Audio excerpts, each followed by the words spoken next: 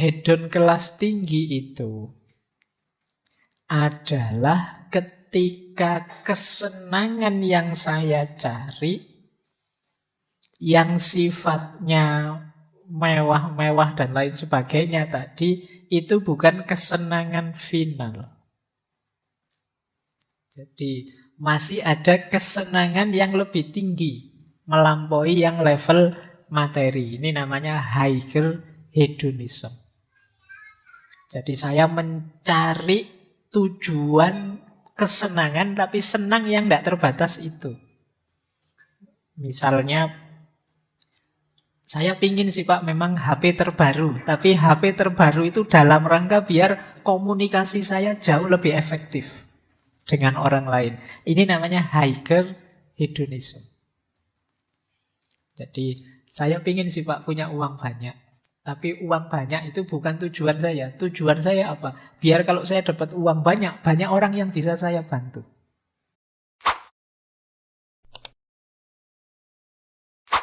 Yang pertama, tentu saja kesenangan itu pintu gerbangnya kebahagiaan.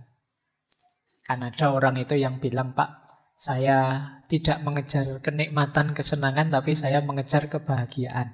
Tapi kata Epikuros, yo untuk menuju bahagia, yo kamu perlu kesenangan.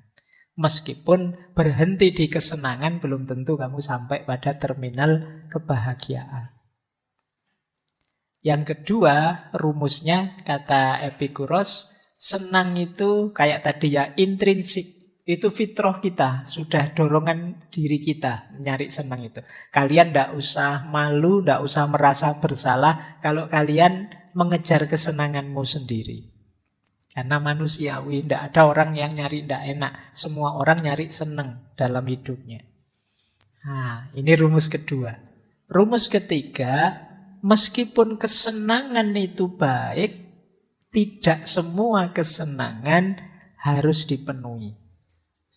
Nah ini, kalau ini perlu kebijaksanaan, perlu kecerdasan.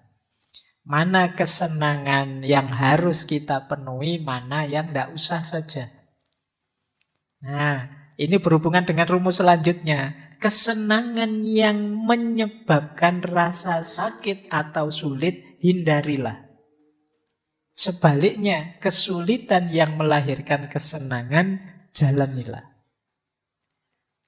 Ini nanti berhubungan dengan pernah kita membahas sesi tentang pengorbanan. Kadang-kadang demi kesenangan yang lebih panjang, lebih luas, kita korbankan yang sekarang.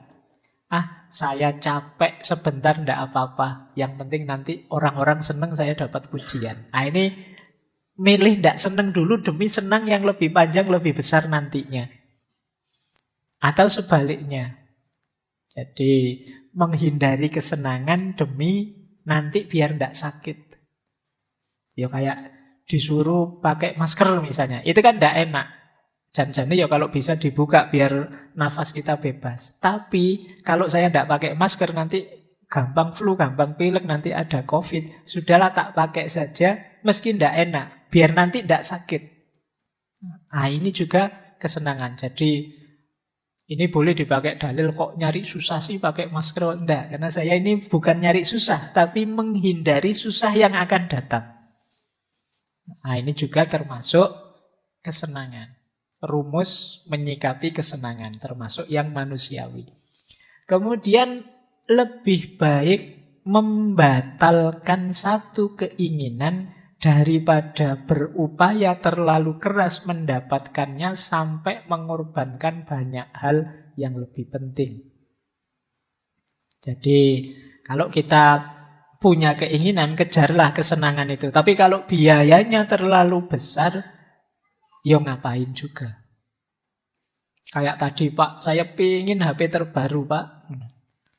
Tapi 25 juta Pak yang terbaru. Iya. Sementara kiriman dari orang tua 1 bulan 500.000. Nah, itu kan ya bisa sih kalian nyicil pelan-pelan, nyelengi diam-diam. Tapi kalau yang dikorbankan terlalu besar, nanti jangan-jangan sudah ngumpul 25 juta tapi kamu terus kurus kering tubuhmu. Karena poso terus. Nah, yang kayak gini hindarilah, ngapain. Jadi ambisi kesenangan yang tidak imbang dengan kapasitasmu sehingga terlalu banyak yang harus kamu korbankan, ya sudah, lepaskan saja. Untuk apapun itu. Termasuk kalau kamu sedang naksir sopo, ngincer sopo. Wah, high cost pak kalau itu pak. Ya wis. Daripada kamu tekor banyak, wong yo ndak mesti diterima. Jadi harus taktis, strategis ya. Jangan sampai nanti malah kamu berkorban terlalu banyak untuk hal yang ternyata tidak terlalu penting. Hanya karena mengejar harapanmu akan kesenangan. Nah, termasuk yang terakhir. Kadang-kadang kita harus siap sakit sebentar untuk senang yang lebih panjang. Tidak masalah kalau itu kan. Barang siapa yang tidak siap menanggung payahnya belajar, kan itu. Siap-siaplah menanggung beratnya kebodohan. Berarti apa? Yo sakit sebentar belajar tidak apa-apa, biar besok pinter. Karena bodoh itu high cost. Biayanya lebih besar daripada biayamu belajar. Oke, itu kemarin-kemarin sudah banyak kita bahas. Nah, ini jadi rumusnya kesenangan menurut Epikuros. Nah, menarik kata Epikuros, di antara kunci kita menemukan kesenangan itu terletak dalam kemampuan kita menata keinginan. Jadi kita itu kan punya banyak keinginan dalam hidup ini. Oleh Epikuros, keinginan itu dibagi 3. Ada natural, necessary, ada natural, unnecessary, dan unnatural. Yang pertama natural dan niscaya. Jadi alami dan memang harus dipenuhi. Yo, ini kita ingin makan, ingin tidur, ingin tempat tinggal. Ini kebutuhan-kebutuhan primer. Manusiawi orang menginginkan ini niscaya. Jadi keinginan yang alamiah. Ada lagi yang alami tapi tidak niscaya. Tidak harus begitu. Itu namanya unnecessary. Misalnya rumah besar, makanan mahal, baju keren, HP terbaru. Ini unnecessary. Makan natural necessary. Tapi makan enak, makan mewah, natural unnecessary namanya. Yo alami makannya, tapi mewahnya tidak harus begitu. Rumahnya alami, tapi rumah besar mewah sekian tingkat tidak necessary. Tidak harus begitu. Pakaian ya, kita butuh pakaian. Kalau tidak punya pakaian jangan keluar rumah. Tapi pakaian mewah, pakaian mahal, pakaian keren, tidak necessary. Ada lagi unnatural, tidak natural. Keinginan ini tidak alami, biasanya kena pengaruh macam-macam. Misalnya, kalau contoh dari Epikuros ya, ingin berkuasa, ingin terkenal. Saya ingin mengoleksi emas pak, ingin mengoleksi mobil kuno pak, ingin. Ini tidak alami yang semacam ini. Jadi, dan mungkin kita punya yang semacam itu yang tidak alami. Nah, ada rumusnya untuk menata 3 keinginan ini. Kata Epikuros, rumus pertama, kalau ingin hidup senang, abaikan keinginan ketiga, fokus pada keinginan pertama. Jangan dibalik. Jadi dibalik itu saya terkenal, yang saya cari itu keterkenalan pak. Tidak makan juga tidak apa-apa, itu kebalik. Jadi yo bisa makan dulu, baru boleh mikir selanjutnya. Jadi kalau ingin hidup senang, fokus yang pertama dulu. Kalau yang pertama sudah terpenuhi monggo, tapi fokus yang pertama, abaikan dulu yang ketiga. Nah, terus kita boleh memenuhi keinginan kedua asal nyaman, asal efeknya tidak blunder. Makan enak, ya boleh, asal tidak blunder. Setelah makan enak terus 3 hari tidak makan. Nah, itu namanya blunder. Jadi boleh yang kedua dipenuhi asal tidak menimbulkan rasa sakit. Nah, terus keinginan ketiga ini kalau menguasai kita dalam jangka waktu yang lama akan merusak hidup. Pak, 10 tahun terakhir ini saya fokus pingin berkuasa terus. Itu biasanya hidupmu akan jungkir balik. Tidak puas, tidak nyaman, tidak enak. Pak saya itu sudah 5 tahun ini Pak bikin channel medsos banyak sekali. Pengen terkenal Pak. Oh enggak terkenal ya Pak sampai sekarang misalnya. Oh, itu kan kamu gelisah, hidupmu enggak nyaman. Kenapa? Keinginanmu enggak pas, enggak match. Nah, kemudian yang terakhir, setiap keinginan yang akan kita wujudkan harus kita pahami dalam konteks hidup kita secara utuh. Durasinya kita perhatikan. Jangan sampai senang sesaat, tidak senangnya lama, panjang. Nah, ini menata keinginan namanya. Oke ya, kalau ingin senang yang sejati. Jadi ada yang natural, necessary, ini wajib kita penuhi. Ada natural and unnecessary, ini kita perhatikan, harus hati-hati, jangan blunder. Ada yang tidak natural. Kalau yang tidak natural itu terakhir-terakhir saja. Tidak terpenuhi juga tidak apa-apa. Baik, kita lanjutkan. Hidup hedon. Yang ketiga, utilitarianisme. Ini pernah kita bahas, silahkan teman-teman direfer ya. Kita dulu pernah membahas, John Stuart Mill juga pernah membahas aliran etika namanya utilitarianisme. Jadi kalau ini sudah dikembangkan, hidup senang tadi dalam satu sistem filsafat, namanya utilitarianisme. Filsafat etika namanya. Jadi kata utilitarianisme ya, moral itu dibuat untuk manusia, bukan sebaliknya, manusia untuk moral. Maka hukum moral itu harusnya memenuhi kebutuhan manusia, termasuk kebutuhan untuk senang. Rumusnya utilitarianisme, semua tindakan harus diarahkan untuk mencapai kesenangan terbesar untuk sejumlah besar orang. Ini rumus dasarnya utilitarianisme. Misalnya ngaji malam hari ini misalnya, sebagian besar sukanya ngaji itu gelap, lampunya mati. Yang tidak suka ngaji gelap paling hanya 3 orang misalnya, dari sekian banyak orang. Itu etisnya adalah lampunya mati. Jadi tidak tahu nanti apa yang terjadi kalau lampunya mati. Nah, tapi etisnya begitu. Kenapa? 90% lebih ingin lampunya mati. Kok lampunya nyala? Itu tidak etis. Karena hanya nuruti 3-4 orang, yang 90 orang dikorbankan. Nah, ini namanya utilitarianisme.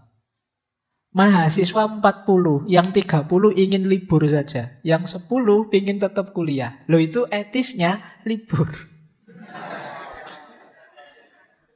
Jadi karena menyenangkan, membahagiakan sebagian besar orang, jumlah terbesar orang. Nah, ini utilitarianisme. Jadi moral atau hukum itu harus diarahkan untuk mencapai kebahagiaan paling besar untuk sejumlah terbesar orang. Nah, ini logika dari utilitarianisme. Nanti ada 2 aliran dengan 2 tokoh. Ada kuantitatif hedonisme, tokohnya Jeremy Bentham. Ada kualitatif hedonisme, tokohnya John Stuart Mill. Mudahnya kalau kuantitatif hedonisme itu kesenangan bisa diukur, bisa dikira-kira secara kuantitas. Kuantitas itu berarti diukur materi kesenangannya. Kalau Stuart Mill ini kualitasnya. Nanti kita lihat ya bedanya apa kuantitas sama kualitas. Kesenangan itu ada levelnya. Ada kesenangan level bawah, level dasar, ada kesenangan level tinggi. Kesenangan level bawah itu ya tadi makan, minum, seks, istirahat, kesenangan indrawi. Ini kesenangan yang sifatnya sementara, penuhi secukupnya saja. Karena kalau berlebihan dia akan berubah jadi ketidakenaan, ketidaksenangan. Beda dengan kesenangan yang lebih tinggi. Kesenangan yang lebih tinggi itu kesenangan intelektual, kesenangan estetik, kesenangan spiritual. Ini jauh lebih tinggi, lebih abadi, lebih tahan lama. Semakin banyak, semakin lama, semakin menyenangkan. Ilmu itu sedikit paham membahagiakan, banyak paham tambah bahagia, tambah banyak lagi tambah bahagia. Itu intelektual. Estetik juga begitu, seni juga, spiritual juga begitu. Tambah dekat dengan Tuhan, tambah sadar dimensi ilahiyah hidup, tambah menyenangkan. Ini yang level tinggi. Kalau yang level rendah tadi enggak. Yang level rendah itu penuhi secukupnya saja. Jadi tidak bisa semuanya dihitung pakai kalkulus tadi. Nah, ini kritiknya Mill. Misalnya makan tadi. Makan yang lebih intensif ya, terlalu intensif ya nanti kamu perutmu bisa meledak oleh makanan itu. Makan lagi. Ini lebih intensif, Pak, lebih dekat, Pak, lebih. Iya. Tapi ya harus ngerti batasnya. Jadi ini perspektifnya Mill. Alirannya namanya utilitarianisme. Eudaimonistik utilitarian. Utilitarian yang menuju kebahagiaan. Jadi filsafat ketiga yang membahas hedonisme, utilitarianisme. Yang kedua tadi filsafat epikureanisme. Kemudian yang pertama tadi sireanisme. Oke, waktunya mau habis. Nah, sekarang kita lihat ada beberapa perspektif yang mungkin perlu kita pertimbangkan. Yang pertama, ada namanya paradok hedonisme. Jadi paradok hedonisme itu ya paradok dari kesenangan. Ini unik.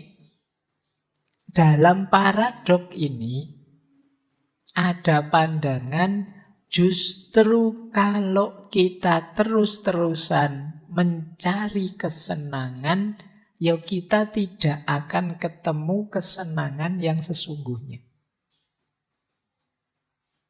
Orang yang mencari kebahagiaan itu pasti dia tidak bahagia. Berarti orang yang mencari kesenangan itu kan dia belum senang kan berarti. Loh, kalau hidupmu ingin terus, Pak, mencari kesenangan, berarti kamu terus tidak senang. Justru orang yang mengejar kesenangan, dia tidak merasakan kesenangan. Oke, jadi ini menarik paradok ini. Orang yang paling ngotot mengejar kebahagiaan, biasanya justru orang yang paling tidak bahagia. Orang yang bahagia itu ya orang yang bisa menikmati situasi, kondisi, kapasitas dirinya sekarang saat ini. Jadi bukan orang yang mencari kesenangan, tapi orang yang bisa menyenangi situasinya. Bukan orang yang mengejar kebahagiaan, tapi orang yang membahagiai hidupnya saat ini. Ini namanya paradok hedonisme. Jadi di situ saya kutipkan pandangannya Viktor Frankl. Kata Viktor Frankl, kebahagiaan itu adalah hasil samping atau efek samping yang tidak disengaja saat kita mengabdikan diri untuk orang lain, untuk tujuan yang lebih besar, atau saat kita menyerahkan diri pada orang lain atau sesuatu di luar diri kita. Nah, ini menarik. Ini sebenarnya tips dari Viktor Frankl. Kalau kita ingin senang, kalau kita ingin bahagia, justru jangan jadikan kesenangan atau kebahagiaan sebagai tujuan. Biarlah dia jadi efek samping saja dari kebenaran, kebaikan yang kita hidupkan. Jadi lakukan semua yang ideal, semua yang baik, semua yang indah yang kita tahu, yang kita mampu, efeknya pasti nanti menyenangkan dan membahagiakan. Jadi jangan dikejar justru kenikmatan dan kebahagiaan itu. Biarlah dia hadir sebagai efek samping dari segala kebaikan yang kita lakukan. Nah, kalau kita melakukan itu, kita tidak akan kena paradok hedonisme tadi. Jadi hidup ini memang mencari kesenangan, tapi kalau kita mendedikasikan hidup sepenuhnya untuk mencari kesenangan, justru kita tidak akan ketemu kesenangan itu. Karena kita ada dalam kondisi mencari terus. Tidak sempat menikmati hidup.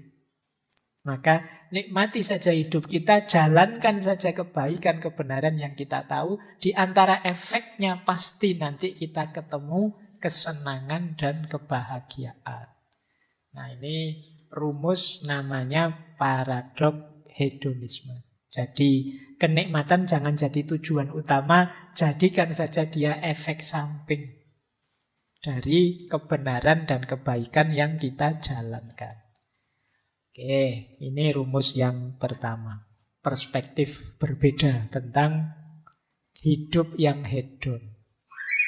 Jadi Pak, saya itu sebenarnya tidak pingin seneng-seneng dengan HP terbaru. Tapi kok tiba-tiba saya itu kerja keras, jujur, dapat rezeki yang banyak sekali. Saya bingung uang banyak ini buat apa, ya sudah lah Pak, tak beliin HP terbaru. Nah itu kan beda. Dibandingkan kamu ngejar HP terbaru, ngejar mobil terbaru. Enggak. Ini efek samping saja. Oh kelihatannya tetangga-tetangga, anak istri dapat banyak manfaat. Kalau saya punya mobil baru, ya saya belilah mobil baru. Kebetulan uangnya ada. Sebenarnya tujuannya tidak ke situ. Nah ini menghindarkan dari paradok hedonisme. Oke, ini perspektif pertama. Perspektif kedua yang mungkin penting kita renungkan. Ini juga banyak dibahas orang belakangan, namanya hedonic treadmill. Hedonic treadmill ini penyakit yang lain. Kalau tadi kan orang yang mengejar kebahagiaan punya penyakit hedonic paradok. Orang mengejar kebahagiaan juga dia akan punya penyakit hedonic treadmill. Hedonic treadmill, hedonic itu kesenangan, treadmill itu ya treadmill, alat kita olahraga statis itu. Ini istilah dari satu artikel sebenarnya yang nulis Brickman and Campbell. Artikelnya judulnya Hedonic Relativism and Planning the Good Society. Jadi hedonic treadmill itu kalau kalian mengejar kebahagiaan terus, seringkali pada akhirnya justru kalian jatuhnya pada level awal ketika dulu kalian belum bahagia. Ini namanya kalian merasa seolah-olah sudah jalan jauh, padahal masih di situ. Itu namanya treadmill itu kan begitu. Kalian jalan terus seolah-olah sudah sampai mana, itu sebenarnya masih di situ. Jadi hedonic treadmill itu menggambarkan pada saatnya kebahagiaan, rasa bahagia, rasa senang kita akan kembali lagi ke titik awal. Pada akhirnya apa? Terus kita jadi tidak ada habisnya ini mengejar kebahagiaan ini. Kapan sih saya bisa puas itu? Tidak ada. Kenapa? Situasinya selalu balik lagi seperti awal lagi. Kepuasan kita seolah-olah tidak ada ujungnya. Contohnya ini coba. Misalnya, mungkin teman-teman ada yang kemarin lulus ranking 1, cum laude, menang undian, dapat jabatan, apapun itu. Seneng kan? Tapi kan tidak lama kan? Setelah itu balik lagi kayak sebelumnya. Biasa saja. Ngejar-ngejar bisa ujian skripsi, ujian tesis sampai mati-matian, tidak tidur sampai kamu sakit, sampai dimarahi pembimbingmu, jungkir balik nggak karu-karuan. Lulus senengnya setengah mati begitu lulus. Tapi setelah itu besoknya saja kok biasa lagi ya rasanya. Terus efeknya apa bedanya? Sekarang saya sudah gelarnya SH, SAG, SHU. Terus bedanya apa ya? Balik lagi ke state awal. Dapat hadiah, senangnya luar biasa, alhamdulillah dapat undian aku, senang. Setelah itu kan biasa lagi, balik lagi ke state awal. Ini namanya hedonic treadmill. Atau saya contohkan lagi, kita pindah rumah. Punya rumah baru, tempat baru, apartemen baru. Awalnya senang, tapi sebulan, 2 bulan ya biasa. Ikut ngaji filsafat. Mungkin yang awal-awal ini excited, masih semangat. Meleh duduk di depan, pokoknya semangat. Yang santri-santri lama, yang peserta ngaji lama itu sudah mangkate kelewes santai. Lu duduk di belakang sambil ngerokok, wis biasa Pak Faiz itu. Sudah bertahun-tahun ngikuti ngaji, wis kaya ngono-ngono wae. Sudah beda lagi. Awalnya excited, belakangan biasa. Ini contoh hedonic treadmill. Makan kan juga begitu. Seenak-enaknya makanan, yang paling enak kan gigitan pertama, piring pertama. Diulang piring kedua, piring ketiga sudah. Kalian malah mungkin bisa muntah. Jangankan kesenangan, kesedihan kan juga begitu. Sesedih apapun kamu ya nanti balik lagi ke state awal. Semarah apapun kita, sekarang banyak yang ngamuk karena BBM naik. Ya kan? Alah tunggu 1-2 bulan lagi yang balik lagi ke kondisi awal. Viral rame heboh ya nanti balik lagi ke kondisi awal. Terus kita nyari lagi yang membahagiakan kita apa. Kita nyari terus. Jadi seolah-olah, loh terus akhirnya kapan Pak saya benar bahagia itu? Kok rasanya stuck saja, di tempat saja. Tidak ketemu-ketemu kebahagiaan itu. Kita sudah diberi kebahagiaan, terus kok biasa lagi, tidak senang lagi. Diberi kesenangan, biasa lagi. Ini yang disebut efek hedonic treatment. Jadi kesenangan itu, selain ada paradok tentang tadi bahwa kalau kita ngejar kesenangan tidak ada akhirnya, justru kita tidak senang, ada paradok statis ini. Kita seperti hedonic treatment. Segala macam emosi pada akhirnya balik netral lagi. Seolah-olah semua berawal di awal lagi. Kita sudah mencapai sesuatu, tapi terus jadi biasa dan kita punya keinginan lagi. Akhirnya berjuang lagi. Kesenangannya ada tadi. Terus kan kita heran lah Pak, saya benar-benar bahagia itu kapan? Nah, ini efek dari hedonic treadmill namanya. Kapan-kapan teman-teman direnungi ya. Ada sedikit tips untuk menghindarkan diri dari segala macam kebahagiaan yang absurd tadi. Ya kalau tips dari agama sih jelas. Bahwa hidup ini jangan terlalu diambil hati. Kebahagiaan duniawi itu kan bukan kebahagiaan yang hakiki. Dia hanya lahwun, dia hanya permainan, dia hanya laibun. Dia hanya sesuatu yang melengahkan kita. Kemudian dia hanya zina. Zina itu hanya perhiasan. Kelihatannya indah tapi tidak hakiki. Dia hanya tafakhur. Tempat kita bangga-banggaan. Seolah-olah kita itu hebat. Seolah-olah kita itu luar biasa. Padahal mungkin tidak. Tempat kita takasur, berlomba-lomba, banyak-banyakan. Itu kan semuanya tidak ada yang hakiki. Itu kalau versi agama. Mungkin lain waktu kita bahas ya. Ada banyak rumus untuk hidup. Kalau dalam Islam ada qanaah, ada zuhud, ada uzlah, dan lain sebagainya. Nah, cuma ini tips sementara. Untuk kita tidak terjebak pada paradok hedonisme, tidak terjebak pada hedonic treadmill tadi. Yang pertama apa? Jangan bosan-bosan untuk nambah pengalaman yang positif. Kenapa jadi membosankan, jadi stuck di situ terus? Mungkin karena kitanya sendiri tidak mau gerak. Kita tidak nambah wawasan, tidak nambah pengalaman. Ya kita akhirnya diserbu kebosanan-kebosanan. Jadi hidup yang tidak ada tantangan-tantangan baru ya tentu saja membosankan. Kayak kita orang treadmill seolah-olah sudah jauh, tapi kita ya di situ-situ saja.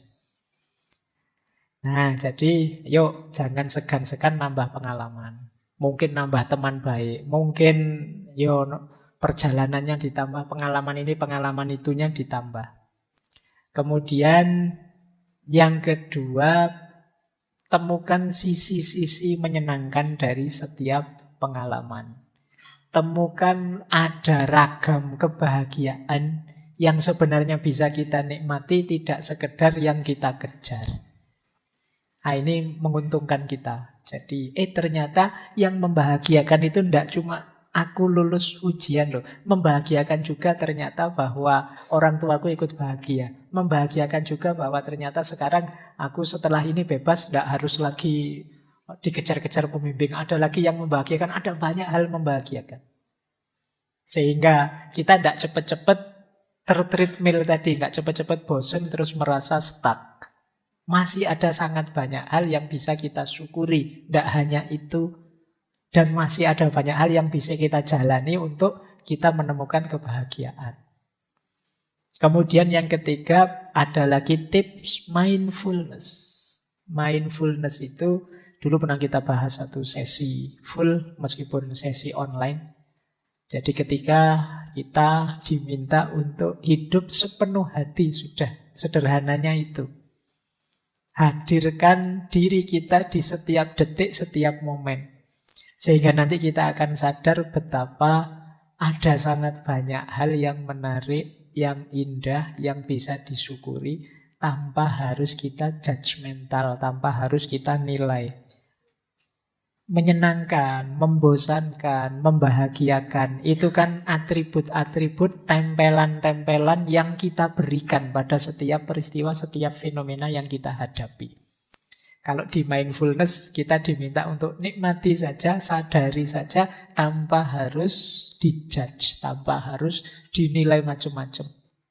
Saya lulus, alhamdulillah. Saya bisa wisuda juga akhirnya, alhamdulillah. Tanpa harus ditambahi judgement macam-macam. Itu akan lebih panjang durasinya.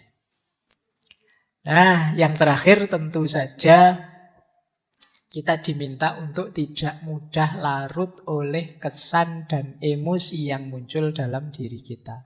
Ini nanti jadi kunci sebenarnya yang terakhir ini. Ya memang kita itu sering diseret, diombang-ambingkan oleh rasa kita. Khususnya rasa senang dan tidak senang tadi. Maka sebenarnya kunci yang lebih penting untuk kita memenangkan pertarungan senang dan tidak senang tadi adalah kemampuan kita mengontrol, mengarahkan, dan mengalahkan diri kita sendiri. Untuk tidak diombang-ambingkan oleh emosi kita sendiri. Nah, ini nanti jadi kunci biar tidak jatuh pada hedonic treadmill atau paradok hedonisme tadi. Ya memang orang hidup ini nyari senang, siapa sih yang tidak mencari kesenangan?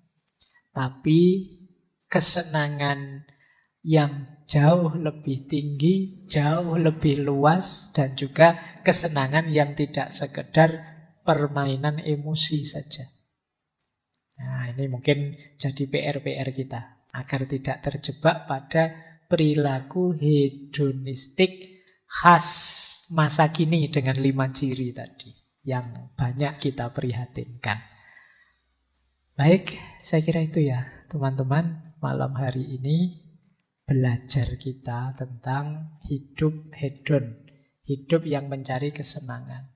Silahkan diambil banyak perspektif tadi, pilihlah yang paling cocok, yang paling sesuai untuk hidup kita. Mungkin masing-masing orang perlu mengambil formula yang berbeda karena setiap orang situasi hidupnya beda-beda. Oke, saya akhiri sekian untuk malam hari ini. Kurang lebihnya mohon maaf. Wallahul muwaffiq, wallahu a'lamu bissawab. Wassalamualaikum warahmatullahi wabarakatuh.